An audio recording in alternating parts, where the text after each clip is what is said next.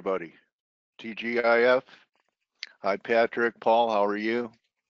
Everyone doing okay? Okay. So, King Dollar.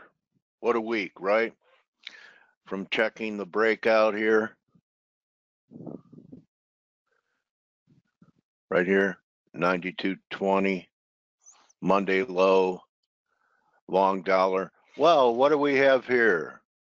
Let's see. Confirmed high, divergence, a little 1-2 that might be up here for a 3 for the third if it pokes through this weekly channel line, which to me looks like a falling wedge. A pretty bullish formation if we come out of here. Don't you think, guys? I mean, if I didn't have any kind of biases or anything, I'd say if we broke out, we should challenge these highs. But why not at least halfway back? Maybe that's what we're going for, right? 104, 88, 16, 8 back is 96, 97. But short term, I think that we're peaking. Okay, we're starting to get some, the euro's acting better than the pound. That's a first step. That's a decent sign. Of course, on a weekly basis, you can't say it's done anything wrong. So what I do is maybe put a small toe in the water. You know, people say, Dale, do you take positions home over the weekend? And my answer is I can't relax unless I have something to worry about. It's Greg's 25th birthday on May 20th. Oh, of course I will. So Greg is a Gemini like me. Oh, Greg. Okay. Okay. Okay. It's yours today, Nina? You're kidding me. How long have you been in phase? So you're a Taurus, right? So are you stubborn? Do you have a hard time? Do you have a hard time admitting you're wrong in the market?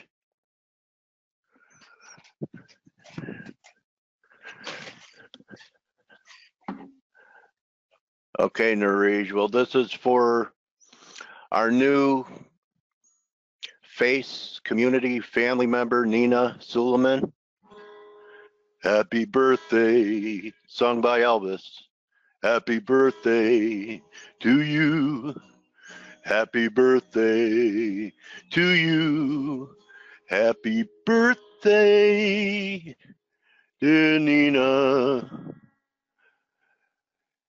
Your birthday gift is finding phase. Happy birthday. I'm glad you found us instead of some charlatan on the internet where you would have lost all of your money before you knew what was happening because they promised you'd make 20,000%.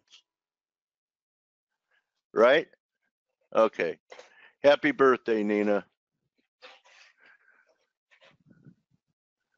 Greg is unhappy. Oh, it's Greg's is the 20th. Okay. Okay, all right. All right. Greg, I don't know you, but you're probably part of the family. Are you in the private chat right now? Happy birthday to you. Happy birthday to you. Happy birthday, Greg FX Trading Warrior brother. Happy birthday to you. And for both of you, may this be your best year ever in every way. Everyone like the concert? All right. So I think we're going to get a pullback here. I think a lot of people are going to start talking about a weekly breakout. You can't argue with them. We're right there. So maybe one more pullback before it happens is what I'm thinking here. Aussie Kiwi finally gave up the ghost a little bit here.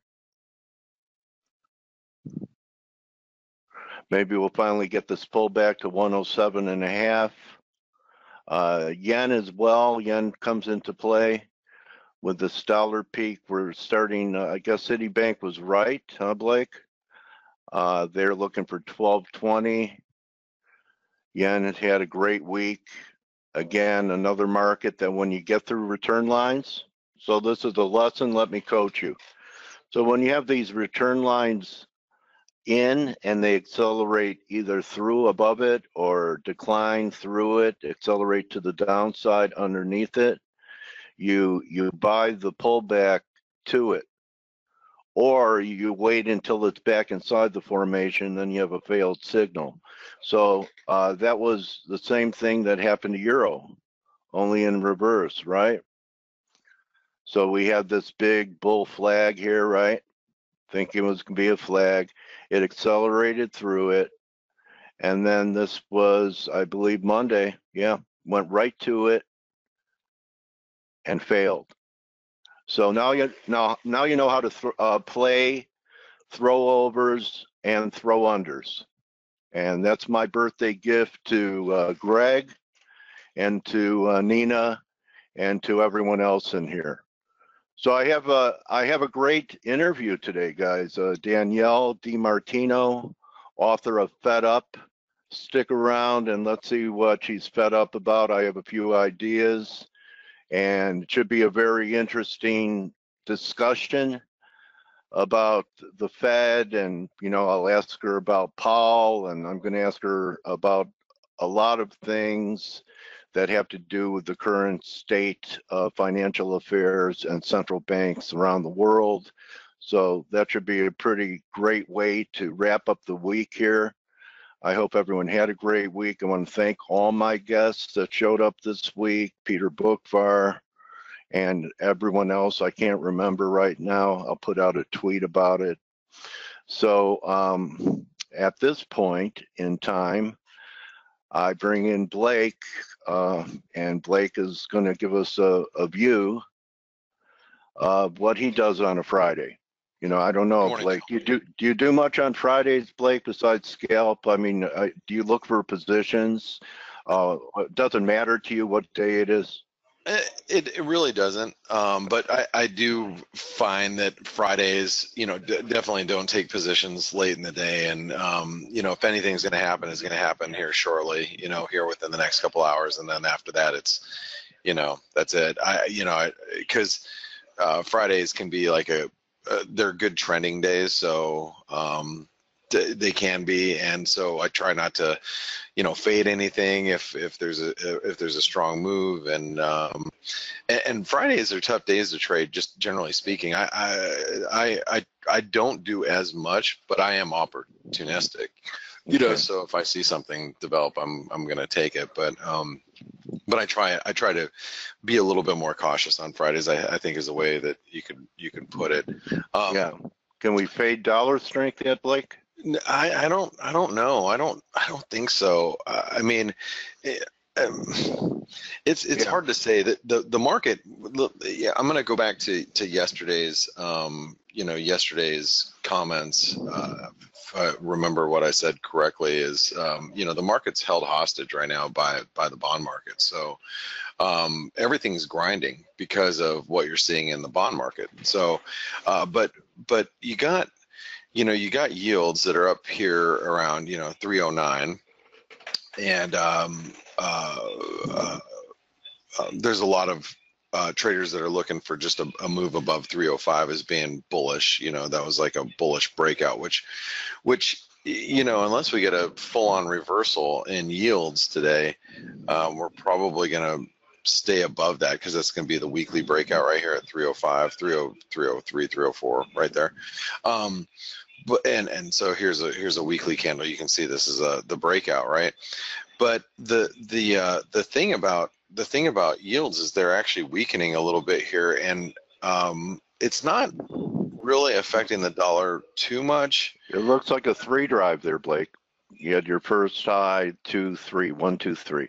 Yeah, 2, I mean, 3. but you know, realistically, how far are we going to go? You know, are we going to come all the way down here to 305? You see, I have an alert set up for 305. Chances are we're going to close above it for the week, and that's what everybody's, you know, kind of looking at right now. The 30-year, just if you guys haven't seen it, we had this range. We hit 127% extension of the on the 30-year, and in the chat room last night, I pointed that out, that we're at 127% extension. So, you know, you look at like pairs like the dollar yen. The dollar yen doesn't want to move lower because everybody is pretty much in agreement that the 10-year is going to close on a breakout basis. I mean, there's what are we going to see today that disrupts the picture in yields? I mean, I look at the bond market as I've been pointing out the last couple of days. The 10-year, here's the futures. We did hit 161% extension, but we're still going to close out in breakout territory. We have to come all the way back through the other direction to really disrupt that move. So remember last week I said one more trip down to the bottom of that wedge? Yeah, and here we are. Yeah, you called it perfectly. I mean, we did. I was like, man, I could definitely see it. And I mean, we're in a descending wedge. So, but if I could imagine what I think's going to happen, because you know I've been looking for this. Right, a short squeeze. Right, I've been looking for that. A move higher after we hit a new low. It was, if you go back to probably last Friday, last Thursday, you know, as we were talking about the same thing. We're going to close in breakdown territory on the bond market. The yields are going to close in breakout territory. Then next week, if we get some sort of reversal, it could set up for a big false breakdown here and a big false breakout in yields. Yeah, I like that, Blake.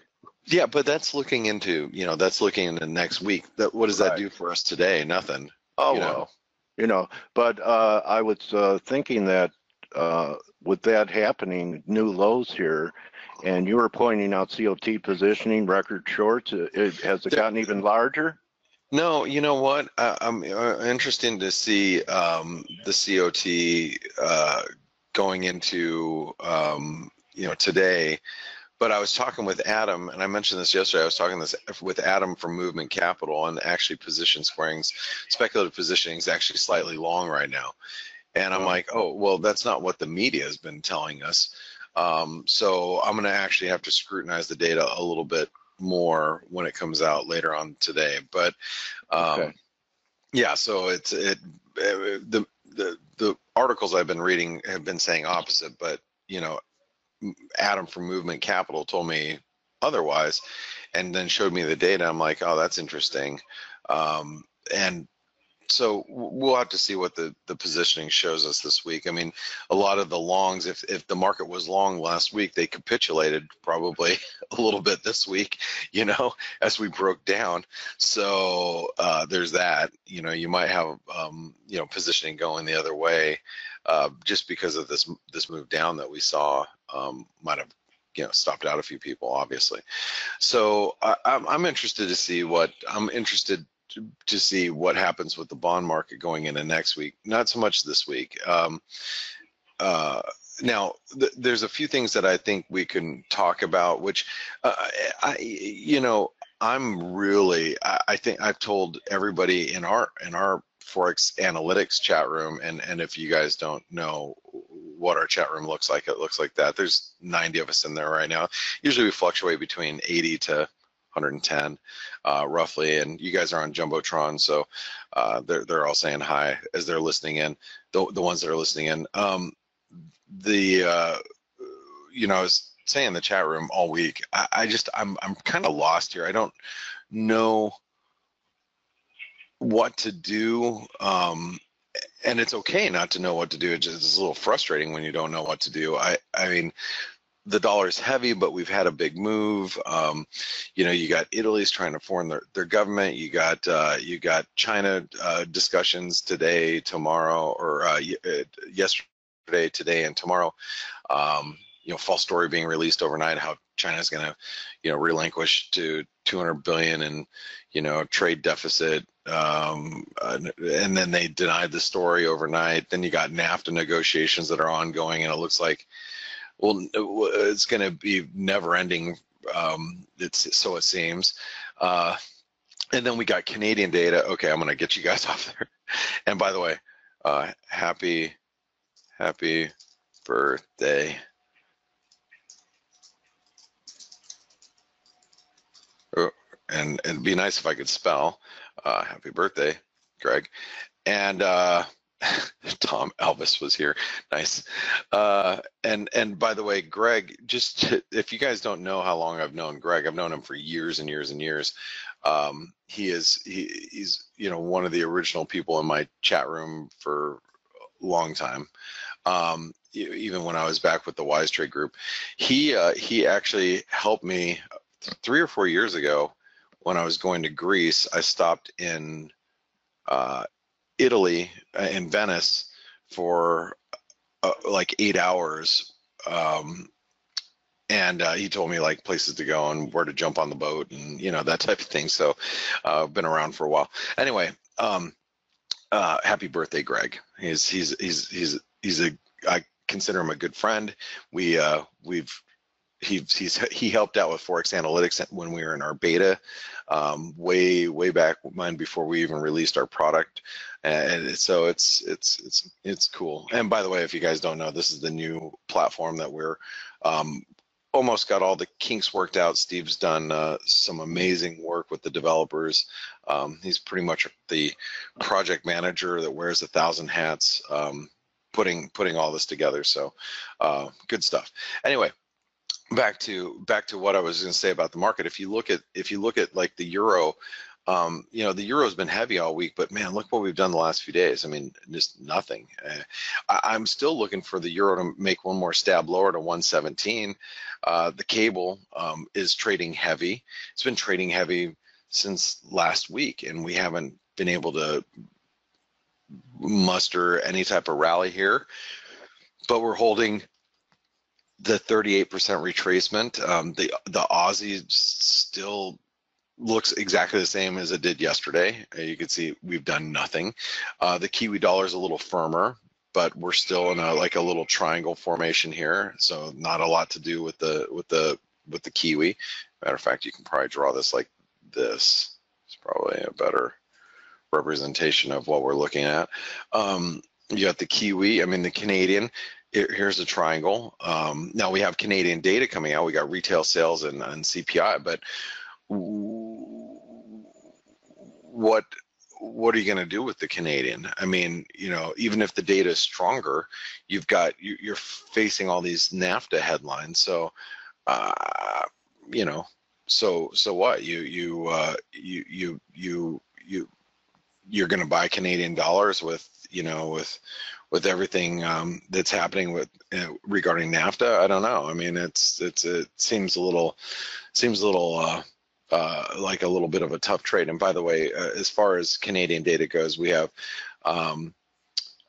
if the data comes in, you know, if the data comes in light, then you start to question, well, will the BOC be able to be, you know, hawkish, you know, after the NAFTA negotiations? But I don't know. It's just again, it's a tough trade right now with the Canadian and with a lot of these currencies. Like I said, triangles everywhere. You know, triangles are just consolidation. Now look at the Swissy. I mean, the Swissy is pretty much par for the course here with the Swissy. The tough trading range that you see here. Pesos holding up relatively well, but you know, again, this is in light of NAFTA negotiations that are ongoing, that, you know, with no end in sight. And then you've got the presidential election, so no one knows what to do with the peso there. And then you got the Norwegian krona that's bounced, US dollar, Swedish krona has bounced a little bit. And overall, you know, as far as the dollar goes, it's like, I'll say it again, and this is the same thing that I said, you know, earlier, or maybe like last week, I think I mentioned this. Dollar's too strong to be shorted, but it's too strong to be shorted, but it's gone too far to be bought. You know what I mean?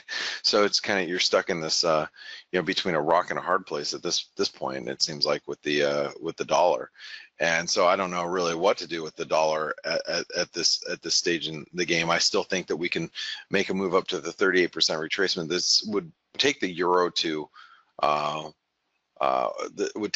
to 117.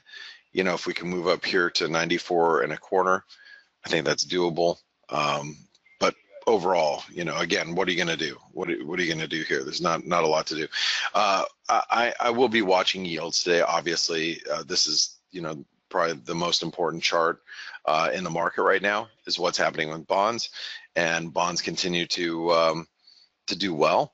Or yields do. Bonds continue to stay weak, but you know, if they give back a little bit, you know, towards the end of the day, I think that's the only thing that I'm really wondering, which would, you know, garner my attention, is if yields really start to pull back or bonds really start to bounce. But again, I'm trying to think of the reasons why. If you look at the stock market, for example, you know, look at what happened just in the market, just in the stock market the last, you know, couple of days. You know, we've seen, you know, stocks come under pressure, bounce, you know, they come back under pressure. This is, you know, yesterday, you know, bounce back. This is the China news denied, pulling back a little bit.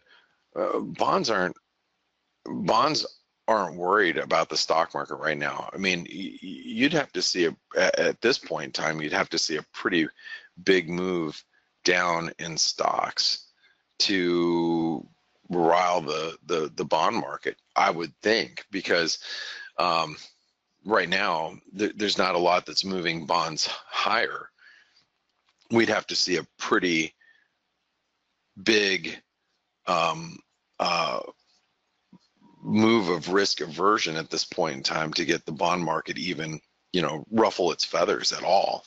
So, you know, like I said, there's not a lot to do here, Dale. I hate having days like this, you know, especially doing webinars. It's like it's so difficult to do from an instructional standpoint or an analysis standpoint, is to sit here and look at the market and say we are consolidating. But you know, the fact of the matter is we are consolidating, and we're winding up. I mean, next week is probably going to be a relatively decent move for volatility, since it's been so tame this week.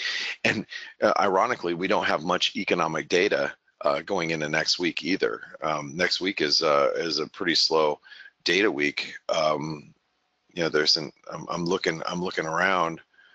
We have the meeting minutes and some some housing data and durable goods at the end of the week. But man, next week's a pretty slow week as far as things to do. So, or economic data to hang our hat on. So, you know, maybe the volatility comes just from more of a technical perspective, since from a technical breakout, because we don't have any real fundamental data that's going to be a key driver here.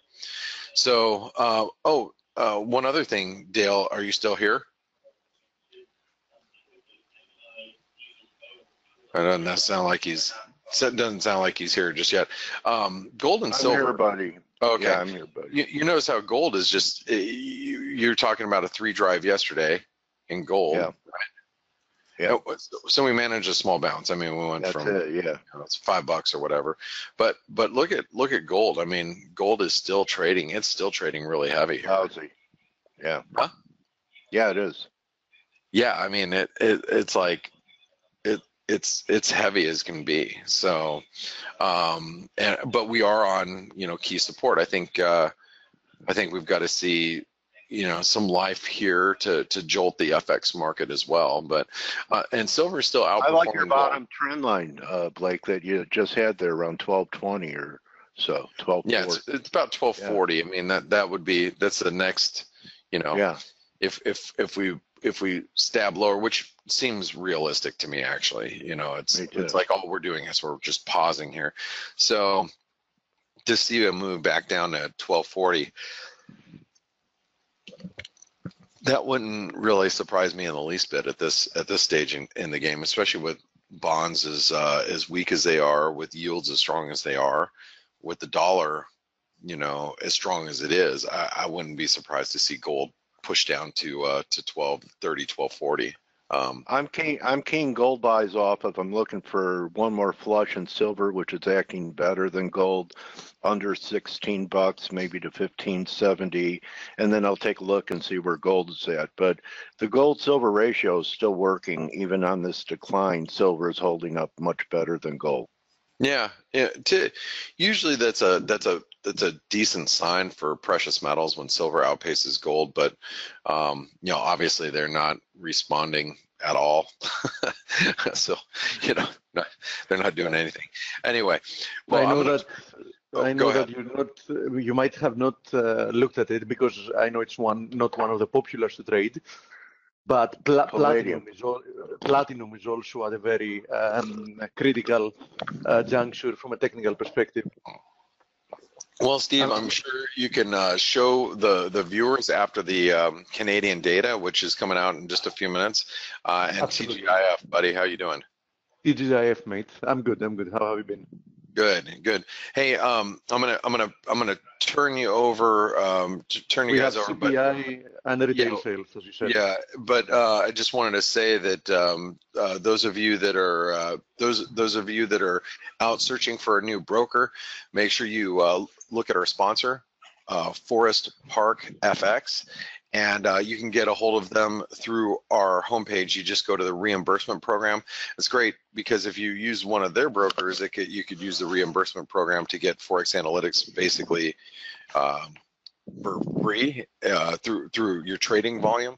Or, you know, if you're a European or Asian or anybody outside the U.S. And if you're a U.S.-based trader, you contact Forex Park FX because they can actually, you know, try to get you cash rebates for what I'm going to put the link here in the chat, Blake. And by the way, speaking of which, you know, they can get advice. They're not obliged to you know, to do something or whatever. They can simply, you know, contact them to get advice, even if they're not ForexAnalytix clients or whatever. So just put the link in the chat.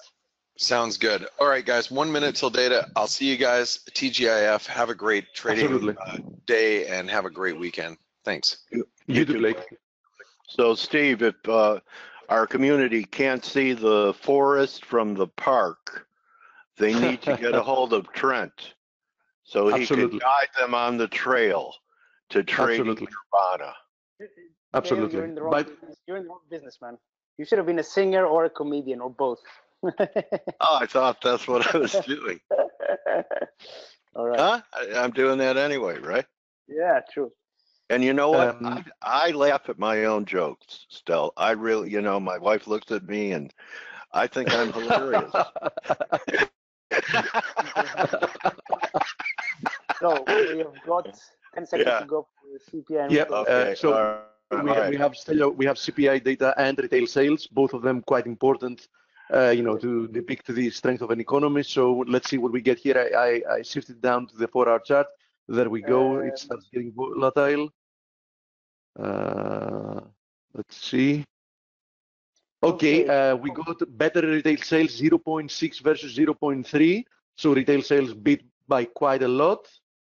And CPI. Although core retail sales was weaker. Yeah, and CPI a little bit slower, 2.2 year on year versus 2.3. So retail sales, yeah, more or less, let's say it's balanced. One of them beat, the other one was slightly weaker. So I don't think that the market will get enough of a reason to make a big move following the data. On the other hand, it's going to be free to take whichever direction it wants, because this is now out of the way.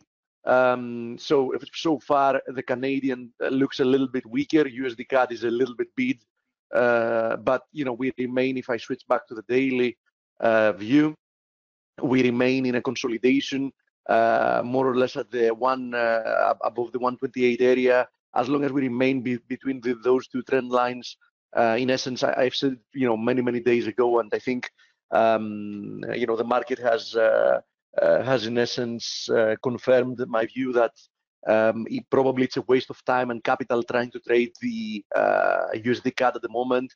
There are currency pairs out there that are much cleaner, much more moving than USD CAD is. So I remain of the same opinion.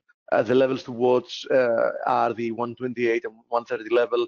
I think that we need to get a break, out of any of these two to get some follow through. As we see, Canadian seems to be on the back foot. The USD CAD is appreciating in a sense. So one way or another, the market decided to give more importance to the weaker CPI reading, which makes sense because it's in the long run it's more important for the monetary policy decisions that the central bank takes. So I think that we can now go back and check some other charts.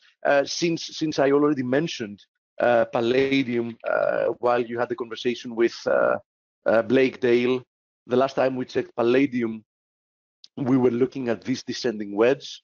So I had pinpointed that there's a chance that we're going to attack this trend line once again, and here we are. We're currently testing it as we speak. At the same time, as you see, RSI is trying to penetrate through a support line. So let me be very clear here. If we actually break through these levels and accelerate, that's going to be a very bearish development. You can see why. If I zoom out, you can see why. So I think that anywhere between here and 870, a quite important area of support. Definitely, if we are to be long metals, specifically in this case platinum, we wouldn't want to see that level break to the downside. Okay, now having to do with gold. Gregor gave us his view as well. Gregor believes that we're going to be rebounding from here. We have definitely stalled at the 61.8 of the last move higher. Gregor's view is that this whole structure higher. Let me zoom out more. Okay, Gregor's view is that this whole structure higher has been a major corrective move. So he thinks that there is one leg missing to the upside. Definitely the fact that we penetrated through 1300, is not a good development for the bulls, but the 61.8 is holding. And in general, we can definitely confirm that, gold remains in some broader consolidation. So let's see what happens from here. So far, I'm not seeing any price action that would dictate a rebound. I mean, I still see gold being very heavy. We had 2 consecutive dodges in a row, which shows that the market has lost downside momentum. But on the other hand, the bulls seem incapable of actually taking advantage of that to push higher. Definitely 1,300 to 1,303. This little area up there is going to act as resistance. So, for me to even be looking higher, I would definitely want to see a daily close above it. As long as we remain below it, if we penetrate through this, the next area of support is at 1,265, the 78.6. It was also low back there. So, in the short term, in the near term, I have to remain somewhat bearish. As Dale said, silver is definitely overperforming gold. Since it remains, range bound. This range has been ongoing for a long time. It has now decreased to, what is it, $1.50. The width here of this range is the height in essence is $1.50. As long as we remain trapped within it, I remain neutral. Definitely the fact that gold underperforms silver is something to notice, because for a long period of time it was the exact opposite happening. Dale mentioned the other day the gold-silver ratio, and we can have a look at it here. So the gold-silver ratio, the long-term view of the gold-silver ratio, definitely shows that there is a potential for a break lower. Okay, we're not there yet. I mean, we would have to break below this ascending trend line, but if that happens, we can start talking then about a longer term recovery of silver in comparison to gold. Usually, and Blake mentioned that, silver overperforming is a good signal, as a good sign for metals, and this is something to take into account. But as I said, technically speaking, there is no damage done to this chart yet, but it's something that I'm closely monitoring. At some point, when we do get some kind of a breakout, we will probably also blog about this. Now let's go back to our beloved FX. I'm going to briefly go over the majors because I'm pretty sure Blake mentioned them. Euro USD tested the 78.6. It's holding for now. Next area of support is the 38.2 from the 2017 low at the start of the year, actually. So multiple areas of support. I think that any of them can actually create some kind of a stronger rebound towards this zone, back to the 119 area perhaps, potentially even higher, but 119 is going to do just fine. So I'm watching closely because I do believe that some kind of rebound is not far away, but definitely given the recent price action, it's going to be a good opportunity to be short. Same deal with the cable. Perhaps the cable is trying to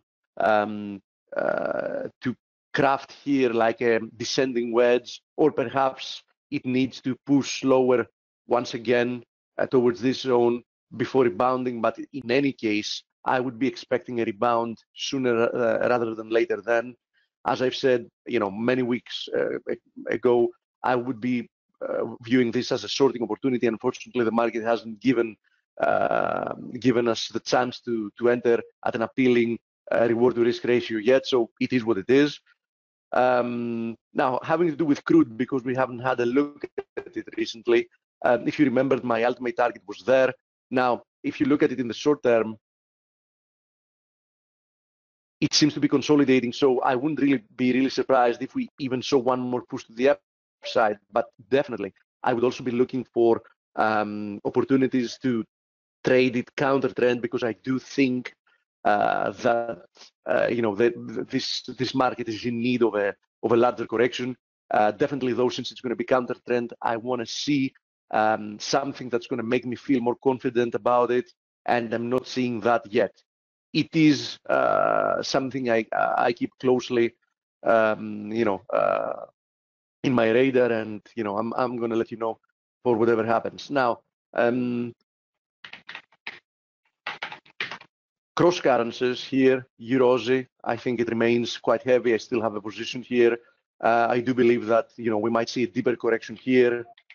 Euro-Kiwi, I talked about this big rejection in the evening star formation there. I do think that it has the potential of pushing lower, so I still believe that these markets present some opportunities. Pound Aussie, as you see, Pound Aussie has been holding this level, this confluence of supports at 179.50, and it feels very heavy. I do believe that the chances that it's finally going to break below are quite high. If it does so, I would be looking for a move towards the 176.50 area. So this is another market that I think is worth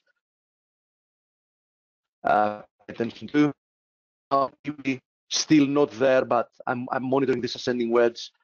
When we do get to the trend line support, if we do break below it, I do think that there is a good potential for producing some downside follow through.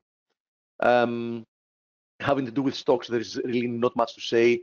I can tell you one thing. First of all, I'm viewing the recent weakness in the S&P as a consolidation above this broken trend line, unless or until proven otherwise. So I'm very cautiously bullish here, but very cautiously. I don't have a position at the moment.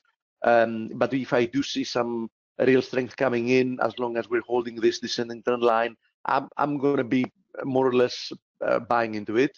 FTSE finally at the highs. I mean, this has been a parabolic move from a very oversold level to daily RSI back at 80. It's seeing some reaction from the previous highs.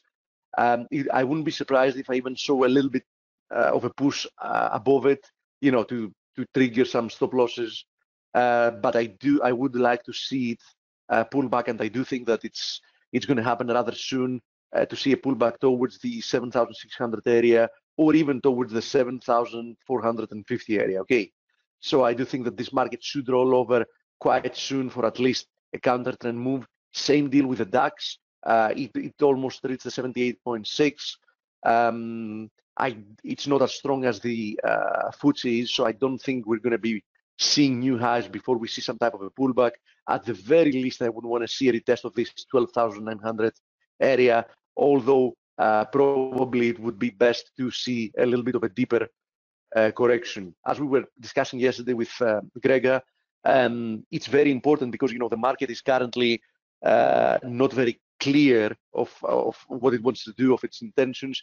We would want to see these reactions in the market. Same thing applies to the USD yen here, to determine, based on the structure of the pullbacks, if we should keep looking higher once again, or if those reactions are going to be stronger. So we should perhaps be interpreting the recent strong recovery moves as part of a flat correction or whatever. So very important. Blake also mentioned that there is no real clarity in the markets at the moment. So quite important to watch the next counter trend moves to the recent moves and determine what kind of structure they have.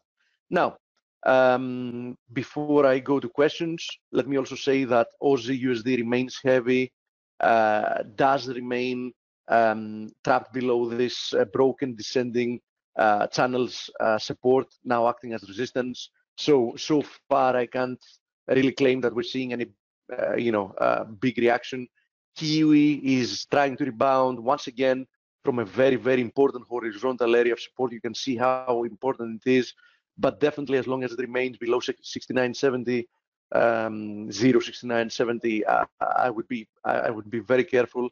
I think that if you're looking for Aussie and Kiwi, the Kiwi yen, if you're looking to be long, the Kiwi yen is the one that's best looking, because if we go down to a 4-hour chart, you can see that you can likely interpret this as a descending wedge, right? There you go. So you can see that we've posted a nice breakout from it. So I do think that among all those, the Kiwi yen probably presents the best opportunity. Let's have a look at the Aussie yen as well, because I wanted to show you that, in my opinion, Aussie yen might be in a triangle. You can clearly see it here. If that's the case, I would be expecting a reaction from a little bit higher from here. You can see that we're approaching the triangle's resistance. Now, if this gets invalidated, if we actually break higher, then we might be looking at an ABC, in which case I would be looking for a move towards the 85 area before this failing. But in any case, I'm zooming out, in any case, I would expect this move to prove to be corrective. Either it's a triangle or an ABC or whatever. I think that looking to be short into some counter trend moves is probably the way to go. I don't see any reason why I would turn bullish and not consider this a corrective move. Okay, let me open the question box and see what we have here.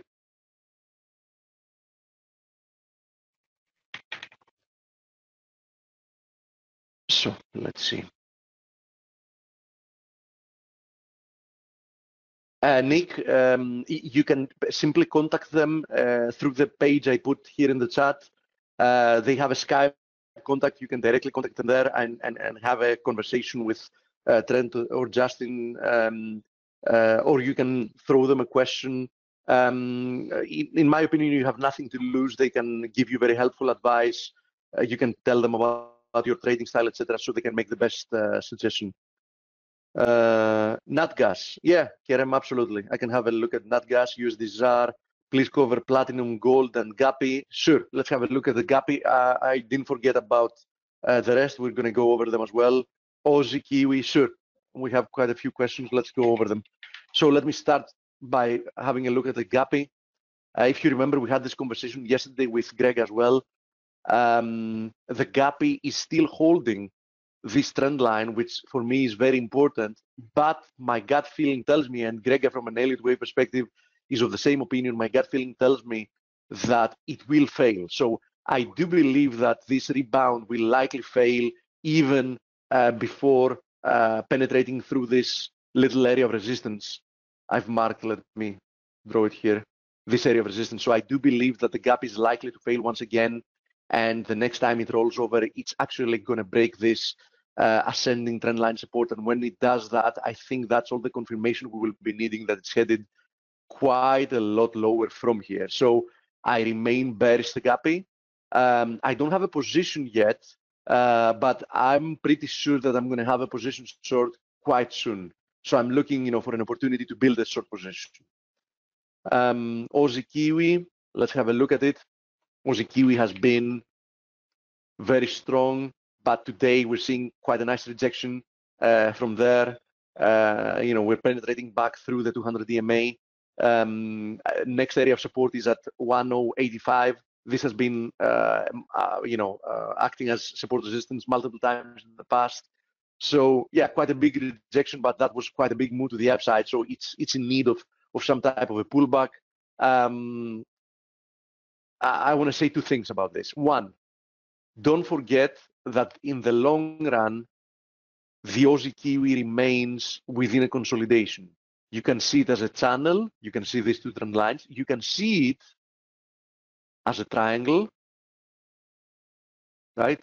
Something like this. So in any case, we don't have a very clear direction in the short to medium term. So that's one thing to keep in mind. So we're currently in the middle of this range. So you need to keep that in mind. Now, on the other hand, having broken above this descending wedge, I would say that I would be looking, if I really needed to do something with it, which I'm not looking to trade it, I have to be very clear about it, I would probably be looking for opportunities to buy it. Okay. Personally, as I said, I'm not even considering trading it. I'm just monitoring it. I don't like to trade currencies that are so similar to each other, because often they will go through periods of time that they do more or less nothing, or they remain extremely choppy. And in all honesty, I'd rather trade something that at least I have the expectation that it might be moving like faster in a more clean manner. Okay. Having said that, as I said, probably still looking for buying opportunities at pullbacks here in the near term is the way to go. Now let's have a look at the exotics. USD ZAR in specific that you're asking. I think that USD ZAR has played out very, very nicely. When it was breaking above this area, we said that it has the potential of pushing towards the 200 DMA and then 161.8. But in any case, I mentioned multiple times that as long as we remain above this zone, this little zone here, you should expect it to remain well bid for at least like a larger correction. And what happened is that we came back, we retested this zone, we're pushing higher once again. I would be looking towards the 13 level, as a level of resistance. 1340 as well can happen. So still in recovery mode, but that doesn't change the fact that if we have a look at it in the medium to long term, I would have to say here that, despite this pullback, I'm viewing this as a corrective move.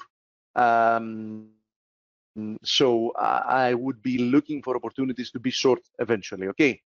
Now, USD Turkish lira. I've warned many times that people should not be looking to trade this counter trend because Turkey has some very serious issues, and it's not by accident that the Turkish lira has been on the back foot since years ago. You can see this is one of the best established uptrends.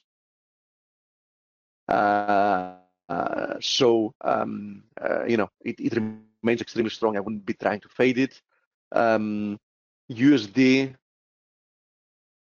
Chinese yuan.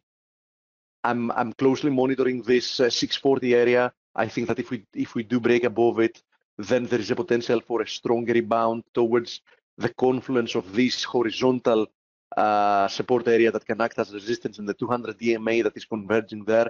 So any close above the 638 level, I think we can safely be looking for 646 to print at some point in the near future. Okay, USD ruble consolidating, likely that might be a triangle.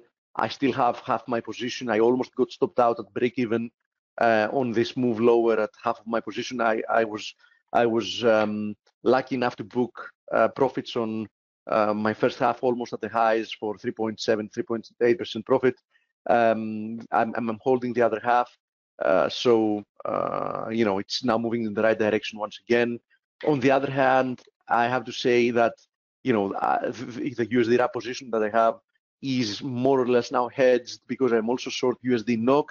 I took half profits at 8 because that was my first target, but I still have half of my initial position, which is now slightly out of the money. So more or less those two positions that I have left now, half of my initial position USD ruble and half of my position USD NOK, more or less hedge each other. So I don't know what I'm going to do with them. I either have to probably decide to close one of the two or book both of them, one for some profit, one for some loss. I'm going to probably decide on Monday what I'm going to do with it. USD NOK, since we mentioned it, as you see, is retesting once again this channel as resistance. If we do break above it, the next area of resistance I'm looking for is at 820. I have to say once again here that I'm bullish the NOK. In essence, I would be looking to be short, as I am short strength, because my longer term thesis is that it's going to be moving lower. And let's have a look at the USD SEK as well. USD SEK is holding up very nicely. It did dip lower, but as long as this ascending trend line is holding, we have to respect the uptrend. We're currently testing resistance once again. If we fail from here, we can perhaps see this ascending trend line break. But if we do break above it, I think that we can easily push higher, even towards the 910 area. Let me go through some more questions. Okay, NatGas. Can you remind me, because I don't trade it, we've had a look at it eventually. What is the... Is this, oh, sorry. Is this the ticker we've been using?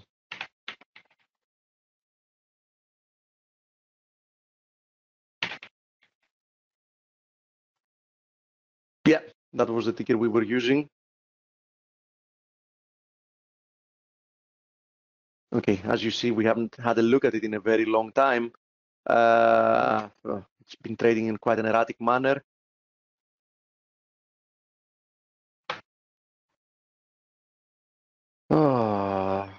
Prolonged consolidation here.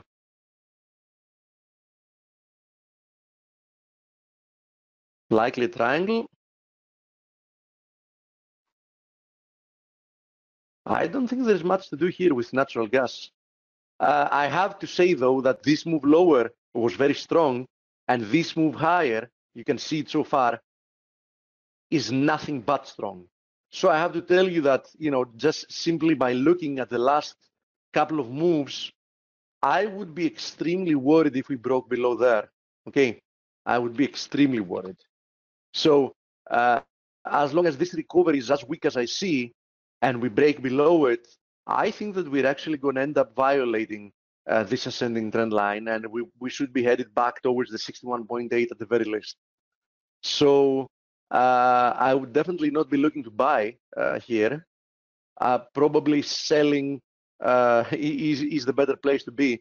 you can see that both the RSI profile and the price action show that the recovery after this very strong move to the downside has been extremely lackluster, okay? And given the fact that I'm also expecting some kind of a reversal to take place rather soon in crude, I would probably be very careful in being long this thing, okay? So I would have to maintain somewhat of a bearish bias here. Yeah, the 200 DMA is very close, actually. Sure, why not?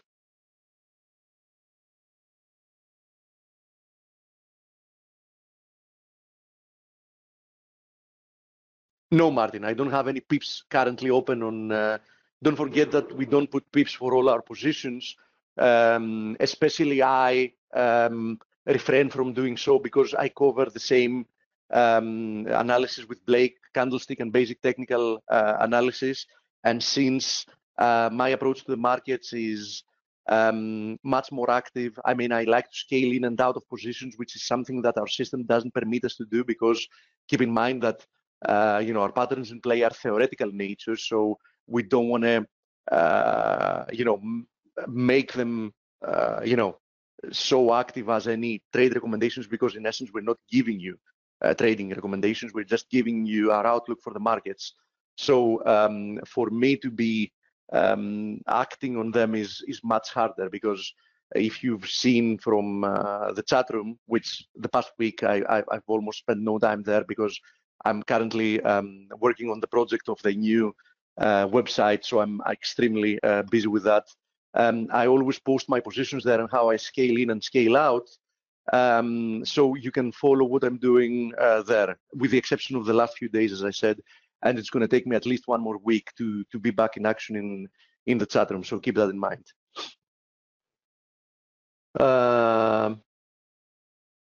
What special methods are used by professionals while ordinary trader ignorant of these methods? Can you name them? What are the good results giving paid indicators besides DSI? I don't think it's about the indicators, Asad. I really don't think, from my experience, because obviously I've met tons of novice traders and I know a lot of professional traders that do very well in the markets. I mean, they have a proven track record. I can tell you that the biggest difference is mentality. So I can tell you that I know extremely successful professional traders that are trading on very, very, very simple methodologies, very simple. But what makes them stand out is the fact that they have a very trained eye. They never get trapped from their emotions. So they're always acting in a calm manner. They don't get panicked, and they have a plan in place every single time. The vast majority of the successful traders I know don't use any indicators that you don't have access to. So in my opinion, it's a mistake for you to think that what can transform a retail trader to a successful professional trader is having access to more indices or more analysis or more input from banks or whatever. In fact, I can tell you that the more somebody becomes a good trader, the less they pay attention to analysis and other people's opinions. I mean, they do pay attention, but they don't get influenced once they've formulated their own opinion. That's what I mean. So they use it to take ideas or filter the market because we have one pair of eyes. There are very often opportunities that we wouldn't notice if we didn't actually communicate with other people. And it's often very nice to exchange opinions and see why somebody's thinking something, because you might find out that, yeah, this is something that also agrees with your view in the market. But other than that, they don't get influenced and they don't use any, complicated methodologies or whatever. So in my opinion, if you want to become a better trader, you just need to keep trading. You just need to keep taking notes of what you do and why you do it, and then keep monitoring why you failed when you fail. Sometimes you'll notice that you did the right thing, it just didn't work because it's statistics. Sometimes though, you'll realize that you did the wrong thing for the wrong reasons, and you're going to learn a lesson from that. So you know, that's all I suggest. And I can tell you as a fact that the chat room helps quite a lot, because it helps you bounce ideas with other people and also realize and learn from their mistakes as well. And that's quite important. That's quite important. The ancient Greeks had a saying that stupid people learn by repeating the same mistake over and over again. Smart people have to do a mistake once, or even learn from other people's mistakes. So keep that in mind. I mean, this is something very helpful. Dale, what's your input? Huh? What's your input on that? That I think a lot of people need to, as you have to be patient with the markets, waiting for setups. You also need to be patient with yourself and realize that this is something that you can't learn overnight. You can't learn experience. You have to put in a lot of screen time before you become proficient, and you can't speed that up. You can learn from the experienced, but you can't learn experience. You have to, it only happens with the passing of time and going through things and living through adversity and being persistent. So that's my philosophy. Having said that, I think it's time for you to begin your interview. So I'm gonna. And Okay, Danielle is here, so I'm gonna wish everybody a nice weekend and enjoy the interview. thank you very much, Steve. Great job with the new website, etc. So Danielle, I'm going to let's see.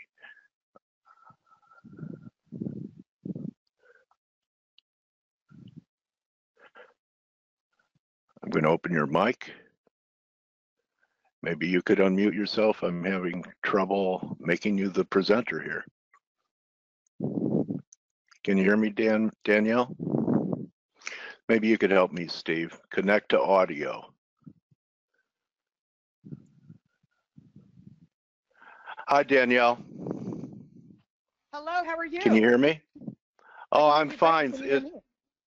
I can. It's great to meet you. Thank you so much for granting this interview. I've been a fan of yours for a while, and your reputation, your reputation precedes you coming in here. I just want to show your website. So let me just make myself the presenter. And you know, if I read all of your credits, Danielle, it would take up the whole. It would take up the whole interview. So my question, to you, I'm showing your website, Money Strong, right now. My question to you is this: you know, I'm very interested in the beginnings, and you know, what was the catalyst that shaped somebody to take a path that they did. Now, were you thinking at your Sweet 16 or at prom and telling people, I'm going to work at the Fed one day? Are you with me? I would say think the opposite. I'm with you. Can you hear me? Yeah, yeah. Hello? I'm here. Can you hear me? Yeah, no, if you can hear me, I can hear you great. Yeah, I hear you. Great. I can hear you. So I'm wondering if, you know, how, what was your age when you had an idea that you were going to be headed in this direction to have the type of career you have now? Well, I was a typical teenager who was rebelling against their parents. My father taught economics. So I said, that's the last thing I'm going to do. I'll drop dead before I do that. So it was, it would have been after Wall Street, after I had retired off of Wall Street, and when Richard Fisher called me on the phone, and it was just, it was pure ego, because he had such a big ego. You know what? This guy's inviting me for lunch. I'll go. And that was the beginning of the end of me becoming a bureaucrat. Interesting. Okay, so you probably had other dreams, and it turned out this way. I want to ask you about your book. because what a great title, Fed Up. It almost reminds me of that movie, I believe Peter Finch was the actor, where he got everyone in New York to stick their head out the window and said, I'm so damn mad, I'm not going to take it anymore. Do you remember that movie?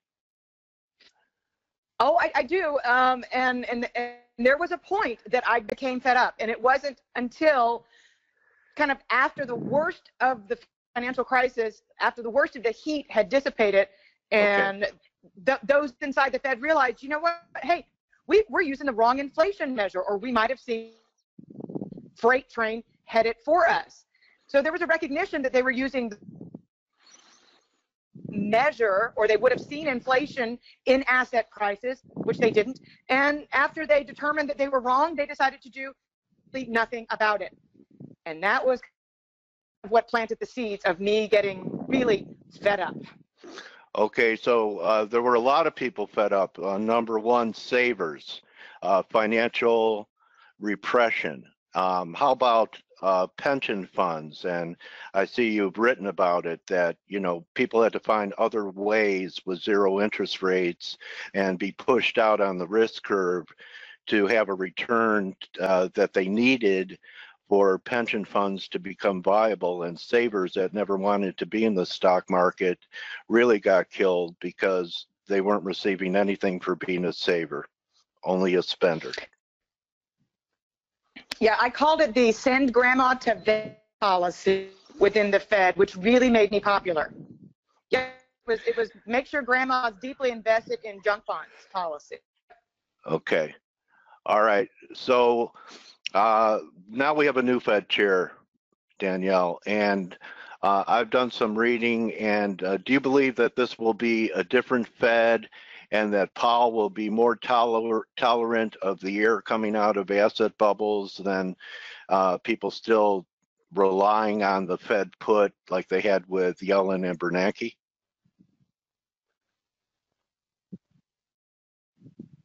Oh, I think he's already exemplified that he's got a lot more tolerance. I take my hat off to him. I think, given the volatility and how many times long-only investors have been frightened, that any of his predecessors would have blinked by now. So I think Powell, having really just said, you know what, I've got experience in the markets, and this is how markets are meant to operate, and he hasn't said a word. I think it's a very good sign. Okay, so then when doves come out like Bullard last week saying maybe the Fed doesn't have to raise rates anymore, the doves are now going to become the minority voice on the Federal Reserve Board? Well, it's interesting you asked that question, because Richard Clarida, who is up to take a position on the board, said just recently that he would like to see the entire balance sheet exit out of that securities. So I said, check that box, because we don't need the Fed does not need to be in the business of credit allocation. Here's another practical person who would be a voter if confirmed by the Senate. Bring it on, because he would add to the voices that are rational, such as Randy Quarles, and as we've seen, Powell. I'm saying the more the merrier here. Let's bring in more pragmatists who understand what boneheaded policy is, and the fact that that's a very technical term. Do you believe there'll be a regression to the mean in asset prices like equities? We're already seeing it to a degree in treasuries with what's happened. LIBOR rates have doubled. Do you think that getting back to practicality, and instead of just theory that, we were on the hopium too long, is going to cause some financial damage to asset prices, real estate, equities, you name it, that have been bloated and blown back up because of easy money? Regression to when I was a rookie on Wall Street over 20 years ago, we were told that until price to earnings ratios hit the single digits, you couldn't declare the all clear. Well, we never even got there in 2009, Dale. So a regression to the mean is a regression to the mean. We got close to the 10 line, but we never got there. So what you described for today's investors, you know, It'd be a nightmare. David Rosenberg, my friend.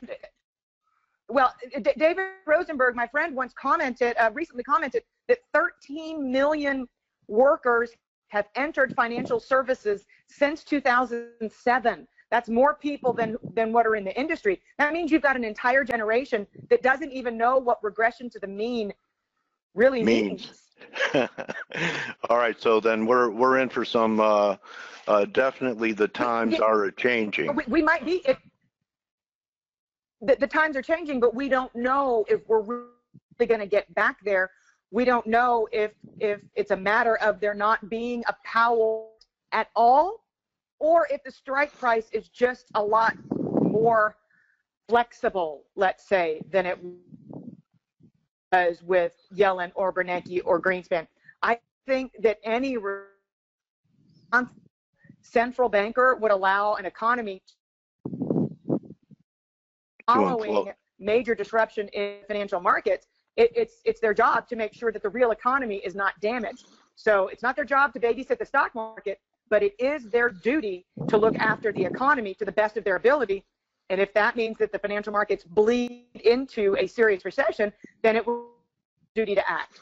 Well, don't you think the whole part of the motivation for raising rates, besides the normalization and liquidating the balance sheet, quantitative tightening that's going on, was basically to give the Fed some type of insurance in case a recession happened in the next 100 years, that they would have some ammunition to take rates back down, because it wasn't really inflationary pressures that were taking rates up?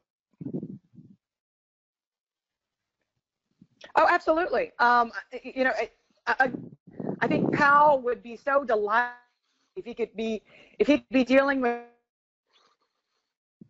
Fed funds rate, but we're still not even there, and any threat to increase the rapidity of rate hikes, any you know, if the market even gets a hint that it be only 4 rate hikes in 2018, and now would say, Danielle, you put that only in quotes because they're hoping for 3 rate hikes total, not 4, even though the market has already begun in a 40% probability that we'll get there. Again, monetary policy for grown-ups is about. Monetary policy for grown-ups would allow Jay Powell to increase interest rates if the inflation data bore it out at every one of the 8 FOMC meetings. It was Ben Bernanke that hamstrung the process by, after 4 meetings a year only, which effectively rendered the other 4 meetings lame duck meetings. That's why the market freaked out, because there was a little bit tougher inflation language in the May FOMC statement. They said that's against the rules. Well, guess what? Monetary policy for grown-ups, it's not against the rules. Every meeting should be live. Interesting. And I'd like to get your thoughts on, Danielle, from the last crisis, our national debt has doubled. So LIBOR has doubled. And aren't higher rates going to make it even more difficult for the United States to fund and service debt? Oh, absolutely. Just, I mean, in the month of February alone, we had interest expense for the country rise 10% over last year. And we know that we're just at the cusp of the deficit growing. We know that this is just the beginning. So absolutely, look, this is what happens when monetary policy backs the government into a really tight corner. Where even a flirtation with normalization of interest rates means that you can take Uncle Sam out in a dark alley because they can afford to pay interest expenses if interest rates rise much more, because we've taken on so much debt. We're at 21+ trillion and counting. Take on $250,000 of debt single minute of every single day, 7/24, and debt's projected to hit $25 trillion by next year. How do we get out of that debt? How do we get out of this catch-22? By inflating, debasing the currency, or just defaulting? And can't rates go up without inflation? That hasn't worked. Right. So can't rates go up without inflationary pressure because people have there's a confidence crisis in the currency and they have to get paid more to hold our paper? So a strong dollar Well, puts a lot of people on yeah. Go ahead. Look, a lot of people on my Twitter feed have that as a worst case scenario. Until the Chinese, okay, maybe their second aircraft carrier is not made out of Legos, so it might hold water. But until we lose reserve currency status, that Armageddon moment where we lose reserve currency status is just not here yet. Okay. Hopefully it never comes. So do you think that part of a destination? What about the destination?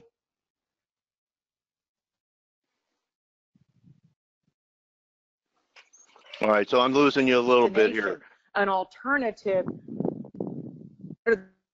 I mean, you look at the circus in Europe. I just came back from delivering a speech to some members of the European Parliament. You look at what's going on in Japan. In Japan, there are alternatives to the dollar because countries have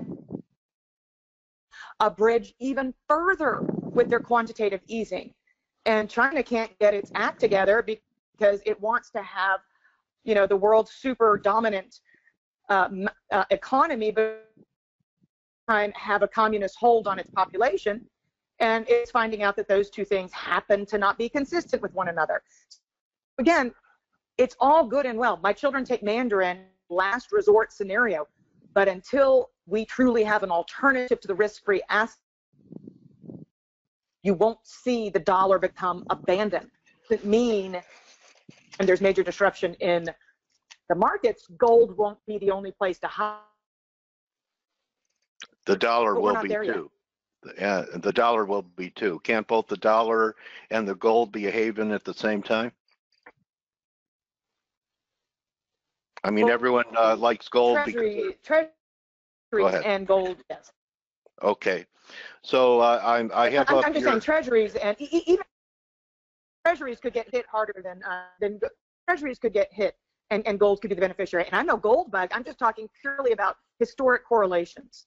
Okay, so tell us a little bit about this article you wrote, Brussels bound. You were just touching upon that by way of Tokyo. Are the cliff notes of this article that the disinflation, no recovery, multi-decade Japanese economy is being transported to Europe? That's where it's going to hit next, and negative interest rates are not going to be a solution. Well, negative interest rates have not been a solution, and I was actually in a debate after I gave my keynote with somebody who was very pro-ECB policy, and he said that the onus should have fiscal authorities to implement reforms that thereby allowed the ECB's QE policies to be more effective. And I asked him a simple question. I said, how on earth are you supposed to expect for politicians, for governments to impose fiscal reform when you've got the borrowing costs of these countries at zero? I said, that just does not work. Politicians are effectively the kid in the candy store because their borrowing costs are nothing. And you know what? He had no answer. So the ECB is going to be exiting its tapering process, the expansion of its balance sheet September. It's looking a lot more like December. Most analysts don't the first rate hike, which would bring their equivalent funds rate from -0.4 to -0.2% until December 2019. So the basic premise of the newsletter that I just published is it possible for the world's gigantic European economy to go into recession with negative interest rates? You'd have to have a book burning party to get rid of the textbooks, because that hasn't happened. But that is what happened, and the pace of normalization is as glacially slow as it's been with Mario Draghi, who you have to say is boo, and he says more QE. Yeah, it's interesting. The new kid on the block is the PBOC, right, Danielle? And you know, the Fed's been around for over 100 years, and the Fed has made several mistakes on staying too tight, too long, too easy, too long. Don't you think that the PBOC, having less experience in a Fed that has made many mistakes, is apt to make one? Well, I mean, you know, they're, as you said, they're rookies, but they're playing with a huge printing press of their own. It is, as we know, where the bulk of the buildup on bank balance sheets inside debt markets has occurred, you know, since the great financial crisis hit, and there is indeed the potential for there to be a hiccup. But I would just put a huge however out there, because last I checked, we are borrowing our prosperity, and they're sitting on $3.1 trillion in reserves. There are They bankers. certainly have a lot. Yes, but they've got a lot more wiggle room in the event of some kind of a calamity in their markets, because they've got dry powder. Okay, so they're our creditor. They're in a stronger position. Any view on them attempting the de-dollarization by being able to trade crude oil, settle it in yuan or gold? This is just another veiled attempt to be the new king on the block. They desperately want for the yuan to be an accepted medium of exchange on the world stage. But again, it might work on a unilateral basis with the Saudis, maybe with the Iranians. But the fact is, if you look at where that particular oil benchmark, that baby benchmark, is being traded, it is smack dab in the middle of Brent and West Texas. In other words, traders don't know what to do with it. So yeah, I certainly think that the Chinese are going to continue having seminars and conferences, and you know, let's have a whole think tank. Let's try and figure out a way to force the yuan onto the world stage. Again, until investors don't think that there's a possibility that their investment's going to be, I don't know, confiscated or nationalized, because again, it's a communist republic, and they've just had somebody declare themselves dictator for life. So they're going in the wrong direction to really build trust on the global financial stage. Well, we have someone here in this country that likes that idea. As in? Someone who our president thought it was a great idea. I'd like to get to the fact that, you know, you and I have been in these markets for a while. Have the bond vigilantes reemerged and are powerful enough for us to, do you have any view on where the 10-year could end up, or could this be a buying opportunity if normalization takes the stock market down for a correction? I haven't noticed on big down days in equities any flight to quality in the bond market.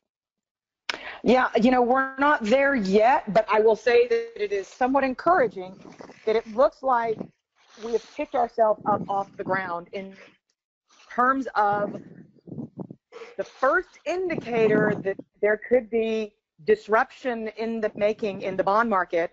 And you know, people ask me all the time, "Aren't you worried about the VIX?" And I said, you know, you're following the wrong volatility metric. You need to be following the MOVE index, which is the volatility equivalent on the treasuries. That's okay. what That's a pearl. keep your eye on. And this last week, as we've seen the 10-year rise above 3%, we have finally seen the MOVE begin to move. Okay, that's a pearl. So I know a lot of people, 90% or better, are all paying attention to the VIX, but the volatility is more in the treasury market than it is in equities, especially at this time. So let me bring you to some type of conclusion here. I have no idea, you know, what you may think. I can't wrap my head around it. Any view on the cryptomania, Danielle? You know, I'm probably the wrong person to ask, because, you know, I'm still traumatized from being inside of a central bank. So I look at it as a reformed central banker would look at it. And I see cryptocurrency, and especially because Venezuela and Russia, and what do those countries have in common? But I see that I see cryptocurrency as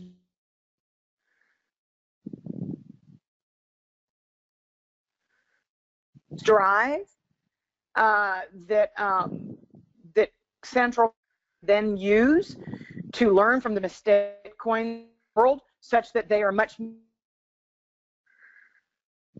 their own sovereign cryptocurrencies. Okay, so do you think the U.S. will adopt one? That way, their war on cash, you know, you go to the bank and you take out $5,000, they ask you what you need it for. So do you think eventually even though most of our dollars are digital anyway, that perhaps governments are letting this experiment go on so people get accustomed to it, and that would be the way for them to have a complete credit debit economy and know everything we're doing? Well, luckily, that situation cannot play itself out. It is lucky. And Rand Quarles are running the Fed. They have both been very, very public in saying that rather than have some kind of a communist regime type of full monitoring of our purchases, that if Fed coin is to come to be, and I think they're certainly working on it, they have to. It's a matter of national security if our quote-unquote allies that really are not our allies are already deploying their own. They have both, Quarles and Powell have publicly been adamant about the fact that any Fed coin would have to be, any Fed coin transaction would have to be equally anonymous to that, as if you and me were to exchange a $100 bill for something. Equal anonymity. Interesting. And All I right, hope well, that for our liberty's sake, that we yes. continue to fill the Federal Reserve Board full of like minds. You know what a great mission you're on, making this clear to people, because a lot of people think that, you know, that the Fed, you know, should be abolished, you know, Ron Paulish type things. And you believe we need a central bank. We just need people that are more in touch with the people than economic theory. Is that the gist of Fed Up? Absolutely. You got it. Well, Danielle, Really, it was a pleasure. Look, again, I don't mean to. Just one last note.